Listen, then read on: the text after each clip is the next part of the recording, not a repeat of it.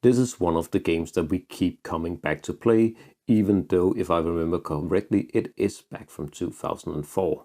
And what we're doing today is actually unboxing a second edition, even though the third edition came out a couple of years back, and take a look what is inside.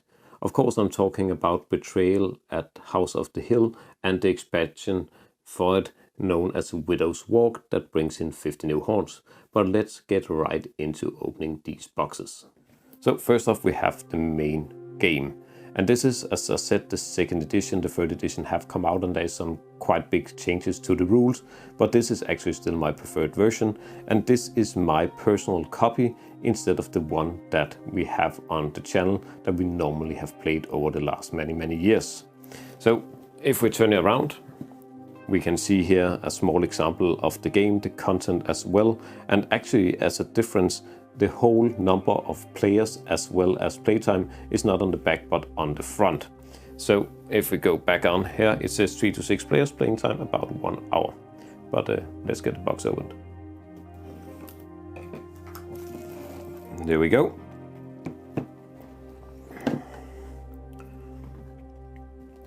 So first off, we have all the token sheets here with all the different floors. So for those of you that don't know, even this is a really old game. It works that you are first exploring this mansion, this house, and then at some point a haunt will start. And when the haunt starts, one player will be the haunter and the rest will be trying to stop this haunter. So here we have the different floors, so you can see we have upper, ground and basement, and this shows which level you can place the tile on.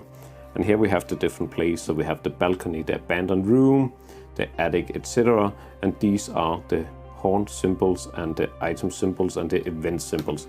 And we have a lot of these, so we can actually build up the whole house. And of course, this is the start tile, where we have the entrance hall, the foyer, and the grand staircase going up to the upper floor. More tiles for the different rooms here. And then comes our player tokens, and these are double side, so we have Missy Dubois, Professor Longfellow and Peter Akimoto, and on the other side we have other versions. So here we have Father Reinhardt instead of the professor, but we still have the small kids. We have the different conditions here, and we have some different tokens used in the different haunts, and we have the other 3 characters here, the psychic, the investigator if I remember correctly, and the jock. Then we have a lot of the different tokens used during the game, especially for the haunts. And then we come down to the rulebook. So here we have the rulebook, also saying here 3 to 6 players. And this shows the components, how to set up the game, and it will show how to play. It is a quite simple rulebook, especially as this rulebook is the second edition. And I'm pretty sure the second edition goes back to late 2000s, to be honest. Then we have these 2. So we had the Trader's Tome and the Survival. So when the haunt starts, the one player that is the haunter is gonna get this Trader Tome, and they're gonna look up a specific page telling them how to win. And the rest of the players will look up in the Survival Tome to see how they win. So the trader doesn't know how the other players will stop them, and the players don't know how the trader will win. So that is one of the main mechanics of the game, and that is what makes this game so awesome to play, in my opinion. Then we have the different cards, and let's get them opened up. So we have different cards, so we have event cards, we have item cards, and we have omen cards. So the event cards are different events that can happen during the game when you enter a room, and they can either give you positive or negative things. The same with the items. An item can be a good thing, or item can actually be a cursed item. And what you want to do is actually use these items or event cards to build up your characters while exploring, so that you're ready for the haunt. And the omen cards are what is gonna trigger the haunt, and they are very often bad. Then we have all the rest of the components, and this game is a bit special because it actually comes with pre-painted miniatures. That is not something that we are normally seeing. And also, this insert is decent, to be honest, but I would prefer to use some of the broken token or other wooden inserts for the game, also to use the space a bit more.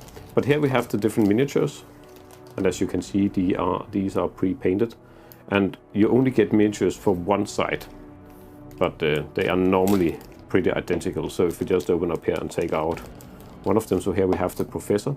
So these are plastic miniatures, and they are actually pretty well painted. I will say the paint is not as sturdy as it could be. The normal version that we play of the game, which we have played very many times, the paint is almost off now. But yeah, you have painted miniatures of all the different characters, and that is just fantastic to see in a game, especially a game of this age. Then we have these clip-ons, and these clip-ons is actually used to clip on your player board. So we'll clip them on. If I just get a player board out, so you're gonna clip it on like this, and that will show you how much you have of that stat. So we'll have one for each of these sides here. And then last but not least, we have the dices that you use to find out when to trigger a horn, or when you're doing contesting between different stats in the game. But that was the base game. Now let's take a look at the Widow Walk expansion. So we can see we have it right here. It is an expansion bringing in 50 new horns. And we have a small example here of the new content that we get. So a new rule sheet, 2 new books with all the new horns, some new room tiles used for those horns, as well as some new cards of omen, event, and item, and a lot of additional tokens used in those horns. But let's get it open up. In this game, if I remember correctly, we have around 100 horns in the base game, and these 50 give you a lot of new horns, which just ensures that you can play the game again and again with a lot of variety. And even though I have played these games very many times, I still like to bring in a table, and I can no way remember all the different horns, so it's actually a challenge every single time, whether I am a survivor or a haunted trader. But let's get this one open. So here we have the new tiles, and these are just floor tiles like we saw with the other one, but they give us some new rooms that will be referenced in the new horn cards. But let's take a look at these cardboard tiles here. So we can see here we have the new tiles, so we have the bathroom, arsenal, stuff like that. And then over here we have all the new tokens, the pirate queen, the head, the doctor, some new tokens to use for all the characters, as well as some new obstacle and plant and lock tokens, and then we have the rest of the room tokens. Then we have the trader tome, and we have the survival tome as well, and it's just like the base game. One is for the trader, the other one is for the rest of the players, and it will give the win conditions.